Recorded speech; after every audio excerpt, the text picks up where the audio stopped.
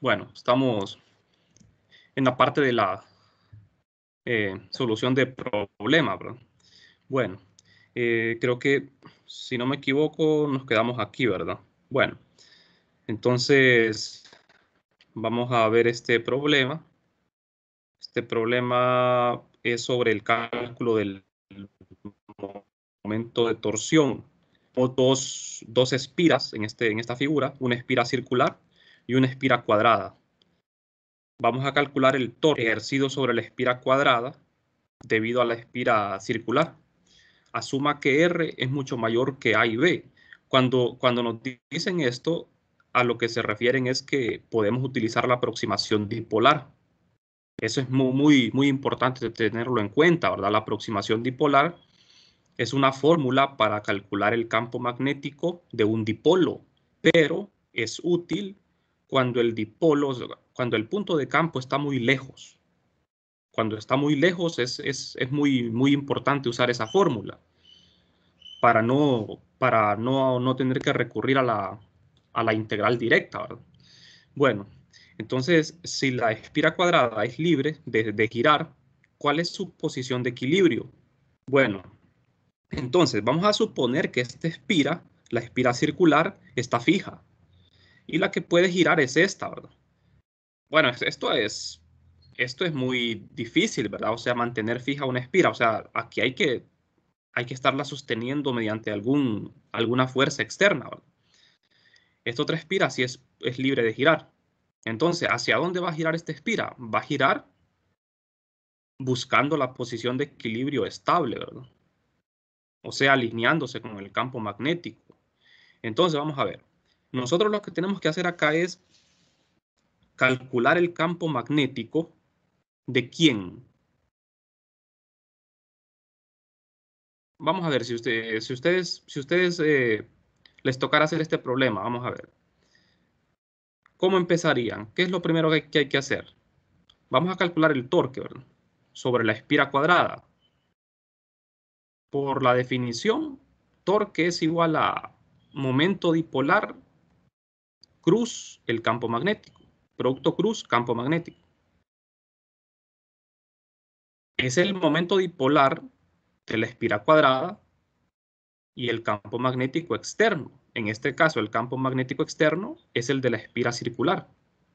¿De acuerdo? O sea, esta espira circular, para lo que sirve en este caso, es para producir un campo magnético externo, ¿verdad? Y yo voy a estudiar el comportamiento de la espira cuadrada en el campo magnético de la espira circular.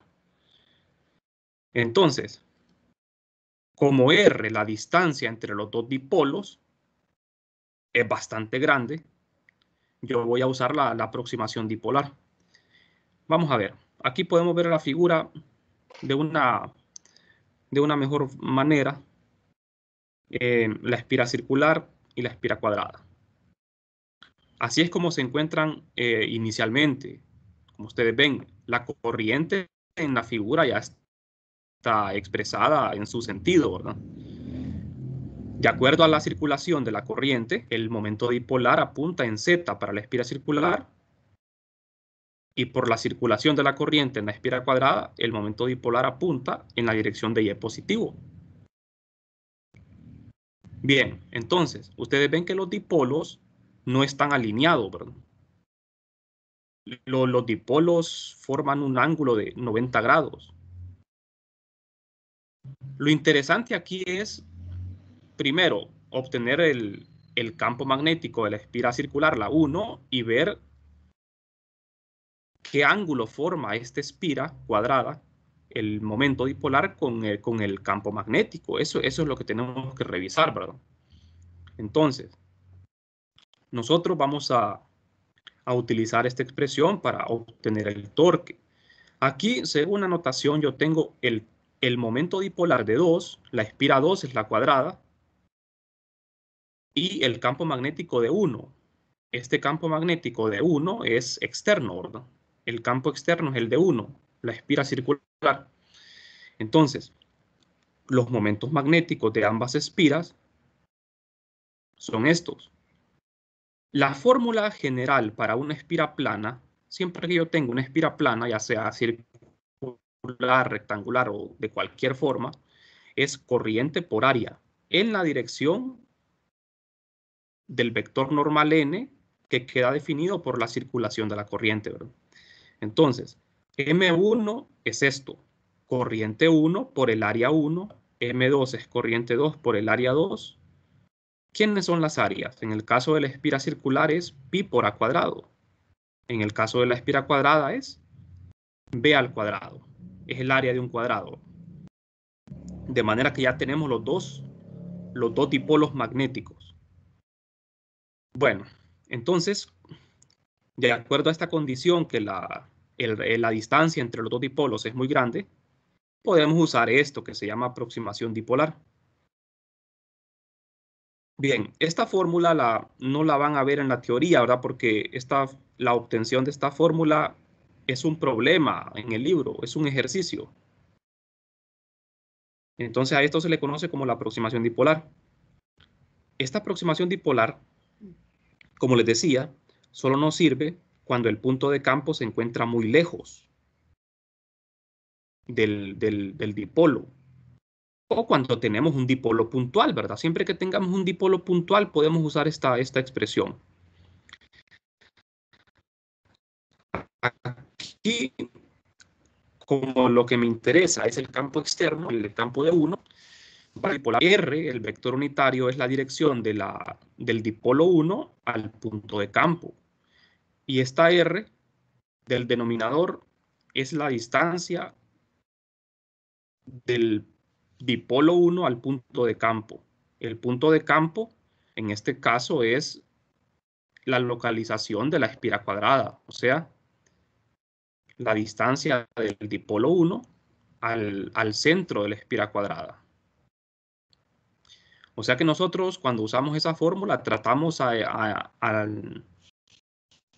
el objeto como que fuese un dipolo puntual. No sé si me explico, o sea, a lo que me refiero es, siempre que hacemos uso de esta fórmula de la aproximación, nosotros lo que estamos usando aquí es el dipolo puntual. ¿Qué es un dipolo puntual? Es un dipolo ficticio, ¿verdad? O puro, también se le conoce como dipolo puro o ficticio. Entonces,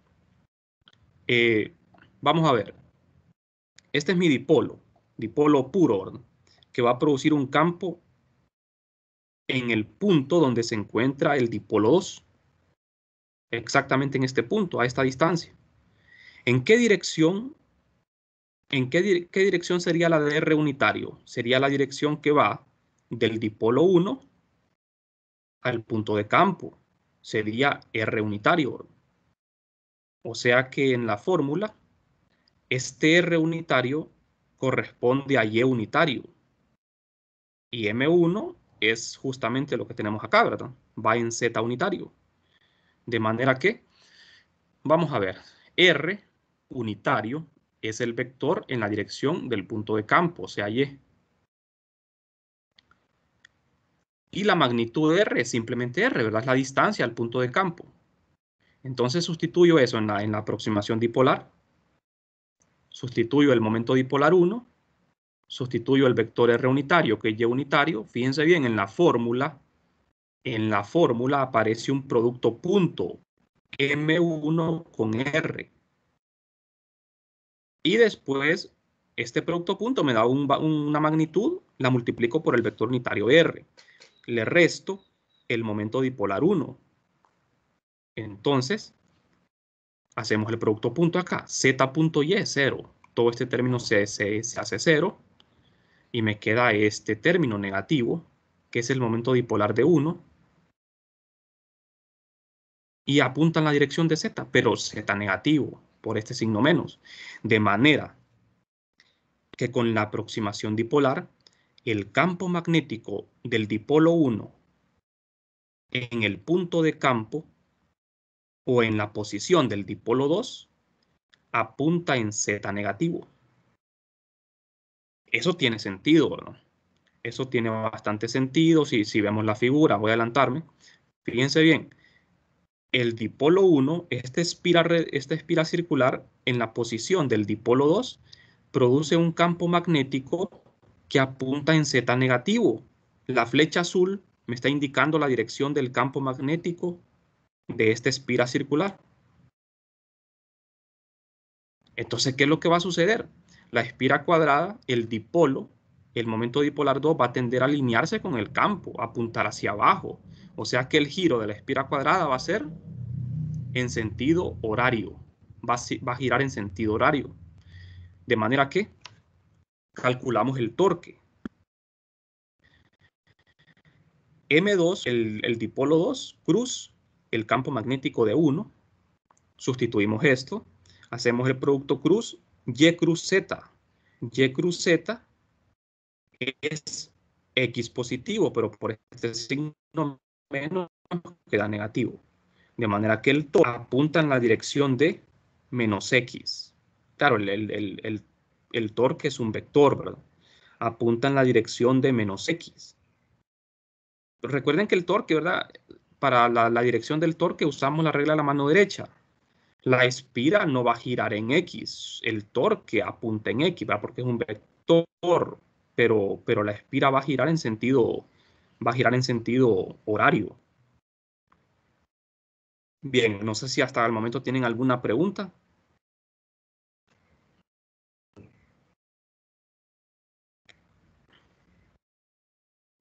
Entonces, al final, esto es lo que va a pasar. La espira al inicio estaba vertical, ¿verdad? La espira cuadrada estaba vertical. Una vez que es sometida al campo magnético, la espira gira y queda horizontal, con el momento dipolar apuntando hacia abajo. El momento dipolar M2 ahora es paralelo al campo magnético de 1. De manera que aquí se encuentra en una posición de equilibrio estable. No sé si tienen dudas con eso, jóvenes. Posición de equilibrio estable, recuerden que se refiere a que cualquier perturbación que reciba la espira cuadrada únicamente va a hacer que esto vibre, no lo va a hacer cambiar de posición. Eso ocurre en el equilibrio estable, ¿verdad? La espira va a seguir estando ahí en esa posición, aunque sea perturbada. Bien, entonces, vamos a ver. Eso era todo, ¿verdad? En el problema, eso era todo. Encontrar el torque, como ustedes ven, es encontrar el torque. ¿Y cuál será la posición de equilibrio? Bueno, la posición de equilibrio ya sabemos, ¿verdad? La posición de equilibrio es justamente ahí cuando están alineados el campo con el dipolo magnético. Bueno, vamos a ver ahora un ejemplo aparte del problema anterior. Este ejemplo es muy importante porque vamos a trabajar con el tema de la fuerza magnética, que ese tema no lo hemos tocado, ¿verdad? El tema de la fuerza. Habíamos hablado de torque, de energía, pero no hemos hablado de la fuerza. Ustedes saben de que cuando, por ejemplo, uno juega con los imanes atraen cosas, objetos metálicos, porque ejercen una fuerza. Y los imanes, con otros imanes, se atraen o se repelen dependiendo de cómo estén los polos, ¿verdad? Si ustedes ponen un polo norte de un imán con el polo norte de otro imán, se repelen. Si lo ponen norte con sur, se atraen. Entonces, la fuerza magnética que interviene ahí, la fuerza magnética es la responsable, ¿verdad?, de esa atracción o repulsión. Eso va a depender de cómo estén orientados los dipolos. Entonces, vamos a trabajar ahora un ejemplo haciendo uso de la fuerza magnética.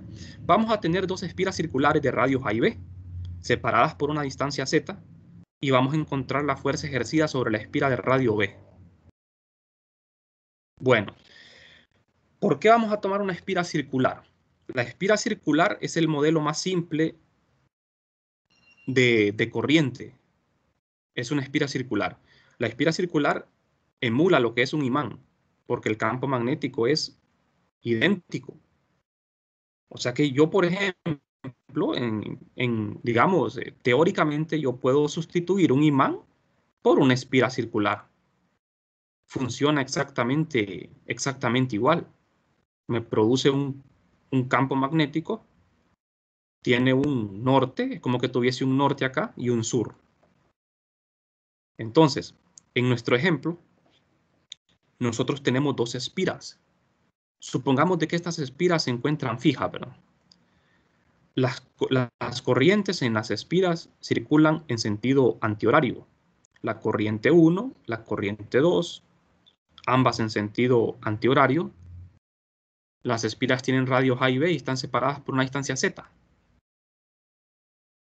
Los momentos dipolares van a apuntar en Z positivo, ambos momentos dipolares, ¿verdad? Por la circulación de la corriente.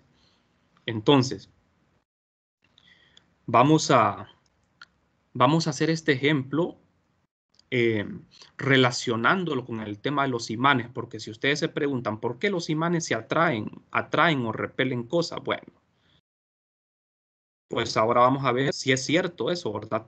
Matemáticamente, que cuando yo pongo dos imanes, se atraen o se repelen. Cuando yo tengo estas dos espiras con los dipolos alineados, es como que yo tuviese, vamos a ver, les voy a mostrar una figura acá. O mejor, bueno, vamos a dejar para el final. Vamos a ver, primero hagamos la parte matemática y después vamos a ver la figura, vamos a analizar la relación con lo que son los imanes. Nosotros vamos a emplear esta fórmula para obtener la fuerza. Lo podemos hacer de las dos formas. La fuerza acá puedo calcular con el negativo del gradiente o con esta otra fórmula. ¿De dónde sale esta fórmula? Sale de acá mismo, el negativo del gradiente. Cuando yo expando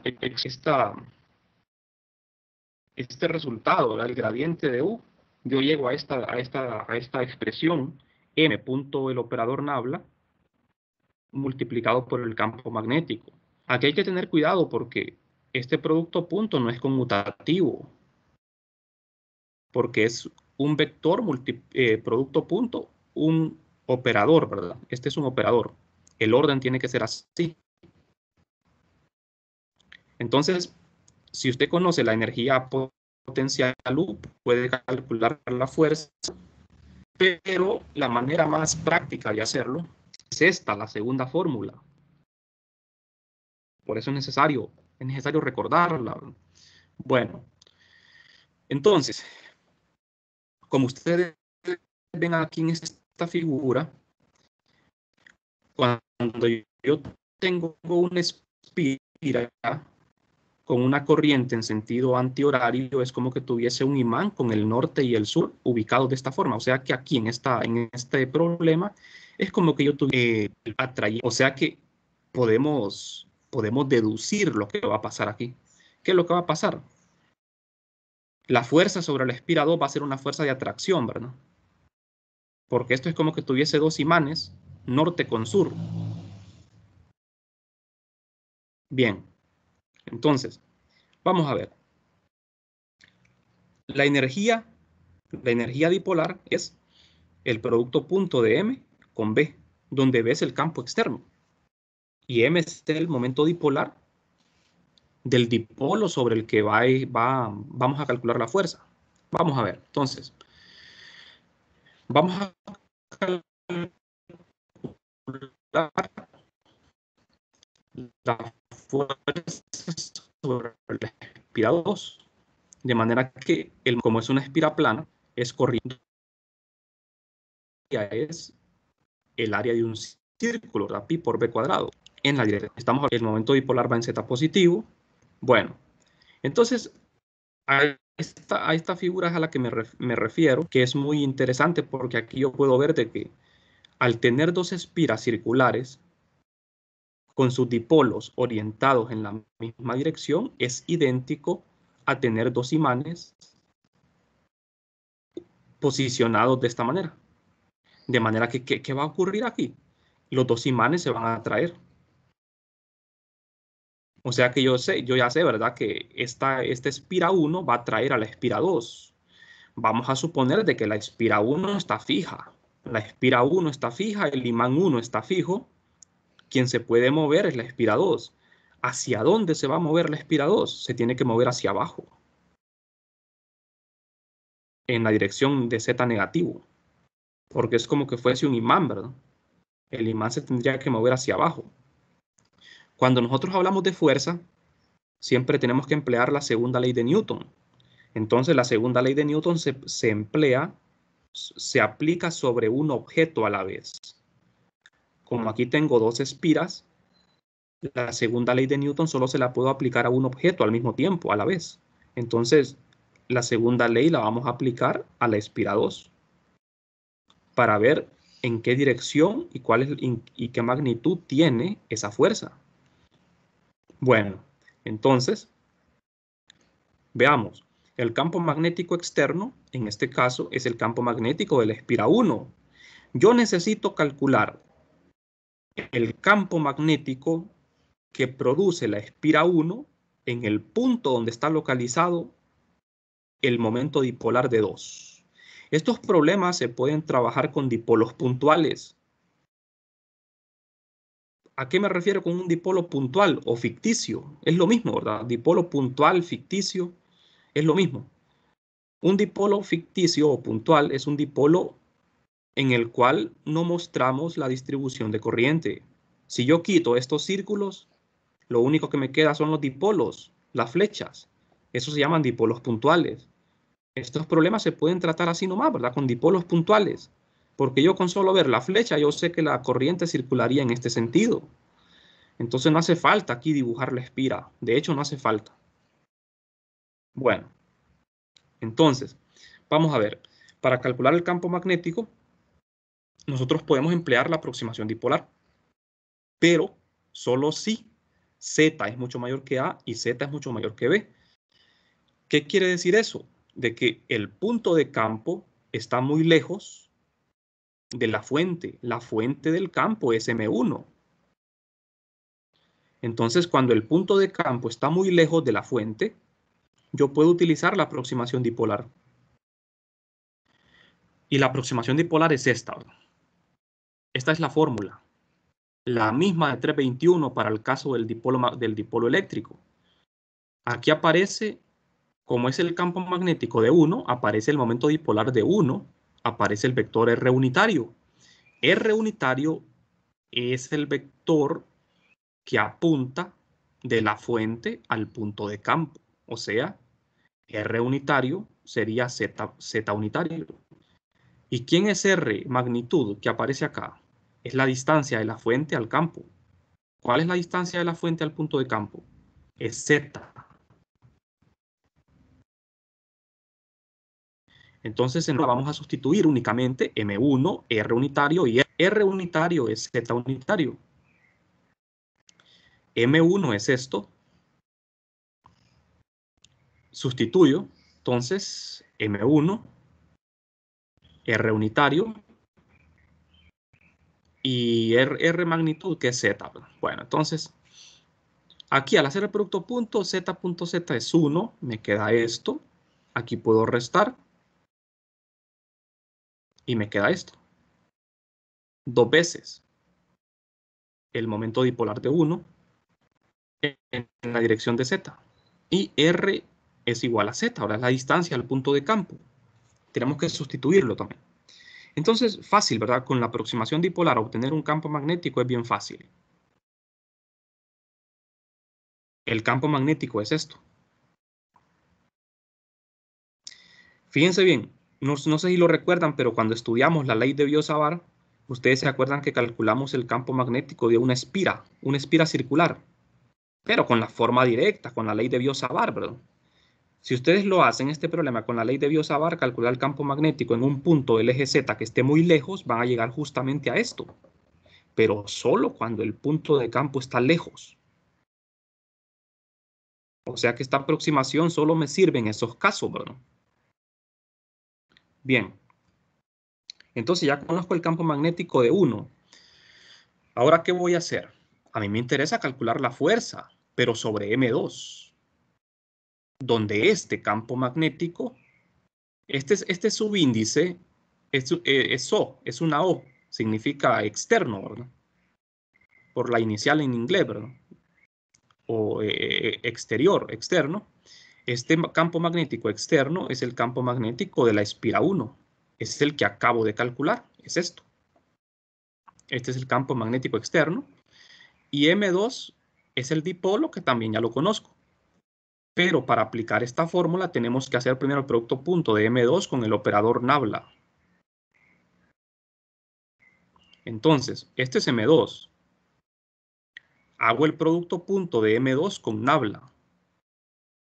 Nabla es este operador vectorial en coordenadas cartesianas.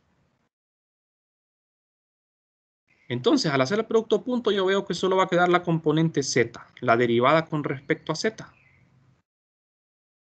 Va a quedar esto. Bien, como ven, cuando yo hago este producto punto, lo que me queda es una derivada. Es un operador. No es un número, porque el producto punto generalmente nos da un escalar. Aquí no obtenemos un escalar, lo que obtenemos es un operador derivada. Este operador lo vamos a aplicar al campo magnético. Entonces ahora la fuerza sería esta derivada, actuando sobre el campo magnético externo, que es el campo magnético de la espira 1. Derivo esto con respecto a z. Al derivar con respecto a z, me da esto. Aquí falta un signo menos, ¿verdad? Que hay que tener cuidado. Falta un signo menos acá. Ah, no, pero es que no he derivado todavía, sí. No recordaba. Aquí va el signo menos. Cuando se deriva es que aparece el signo menos. Aquí todavía no he derivado. Cuando derivamos 1 sobre z al cubo, aparece un signo menos acá. Simplificamos z a la 2 entre z a la 6. Me queda 1 sobre z a la 4. Y este 3, ¿verdad? Ponemos el 3 acá y ya tenemos el resultado final. Esto representa la fuerza, pero ¿la fuerza sobre quién? Sobre el dipolo 2. Apunta en Z negativo, tal y como lo habíamos dicho, ¿verdad? O sea que el resultado matemático coincide con lo que nosotros esperamos. La fuerza es de atracción o repulsión, es de atracción, ¿verdad? Porque va hacia abajo, menos Z. Si dibujamos la fuerza, ustedes ven, la fuerza sobre el dipolo 2, sobre la espira 2, es esta flecha verde. Aquí tengo, aquí tengo la notación. Fuerza de 1 sobre 2. Es una fuerza de atracción. Va hacia abajo. Es idéntico a tener dos imanes. Lo que pasa es que aquí nosotros, cuando aplicamos la segunda ley, recuerden que la segunda ley se aplica a un objeto a la vez. Pero por la tercera ley de Newton, la espira 2 también atrae a la espira 1 con una fuerza de igual magnitud, pero en sentido contrario. O sea que la tercera ley de Newton me dice de que este imán también atrae al imán de abajo, pero la fuerza va hacia arriba. O sea que si en el problema me hubiesen dicho a mí, calcule la fuerza de la espira 2 sobre la 1, sería esta misma fuerza, solo que positiva. ¿De acuerdo? O sea que aquí ya tenemos el resultado matemático de lo que ocurre, ¿verdad? Con los imanes. ¿Por qué los imanes se atraen? Hay una fuerza, ¿verdad? Que puede ser atractiva o repulsiva, dependiendo cómo estén ubicados los dipolos. Entonces ahora ya sabemos cómo calcular esa fuerza. ¿De qué va a depender esa fuerza? Va a depender de la distancia. Ustedes ven que la fuerza, de hecho, es bien pequeña, decrece mucho con la distancia porque es z al cuadrado. Entre más se alejan, la fuerza va decreciendo con bastante rapidez. Y cuando está cerca, también la fuerza magnética es pequeña, ¿verdad? La fuerza magnética es, de hecho, la fuerza magnética es mucho más pequeña que la fuerza eléctrica. Si ustedes ponen a competir la fuerza eléctrica con la magnética, la fuerza eléctrica es mucho más poderosa que la magnética. Tiene mucho más intensidad. Bueno, no sé si tienen alguna pregunta.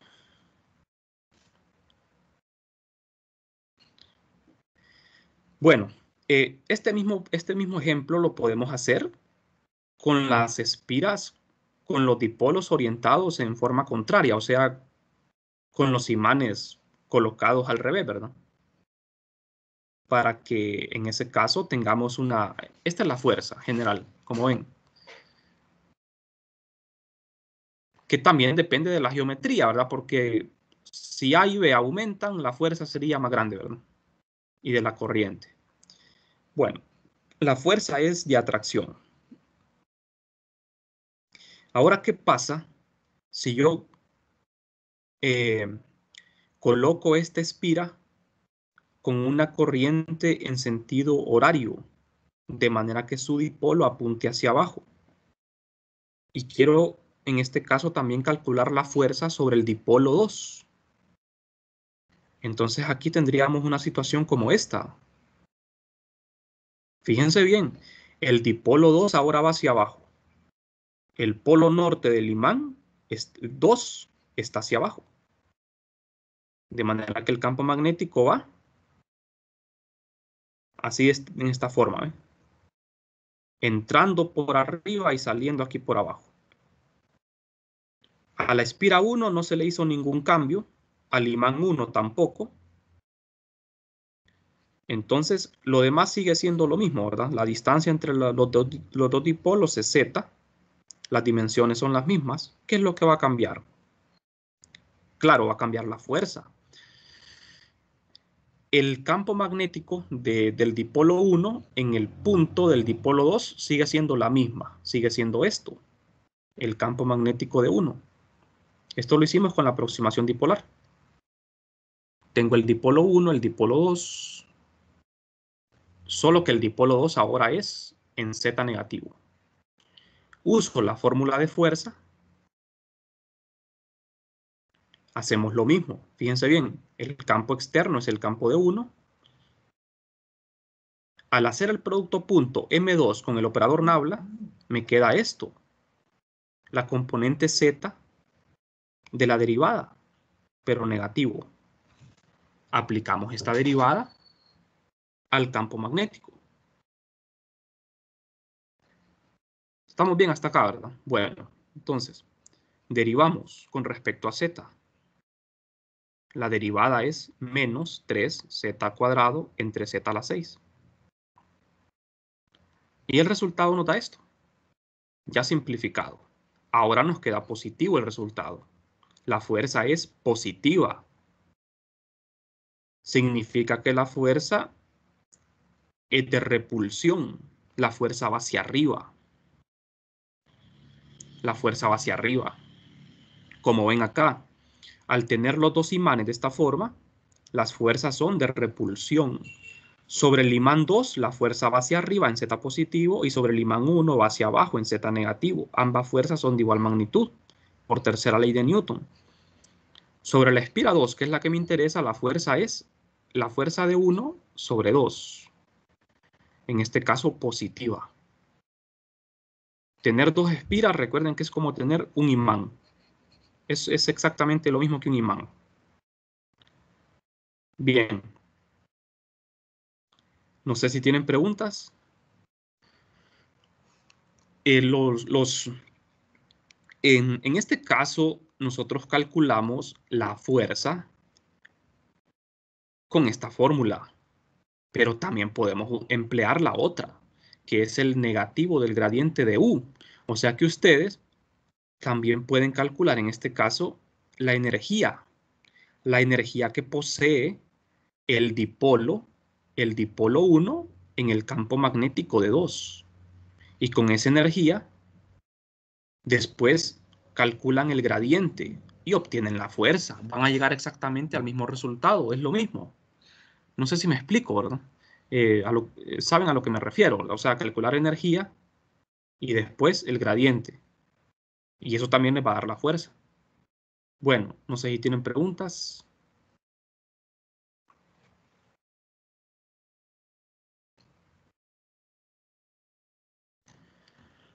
Eh, vamos a ver acá al inicio, esto es lo que les estoy mencionando.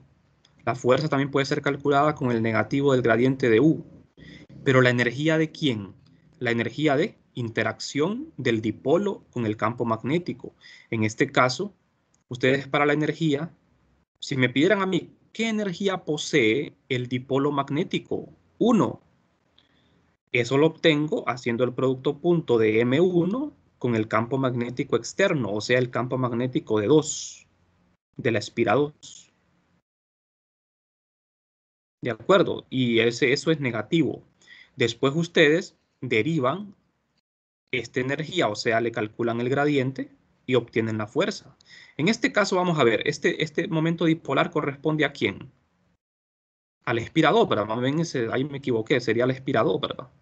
El momento magnético de 2, punto, el campo magnético del espira 1. Bastante fácil, ¿verdad? Hacen ese producto punto, pero siempre tienen que hacer uso de la aproximación dipolar, o sea, de esto, y después sacan el gradiente para calcular la fuerza. O sea, tenemos las dos opciones, ¿verdad? Por si lo quieren hacer en su casa, pueden hacer ese cálculo también. Bueno, no sé si tienen preguntas o comentarios.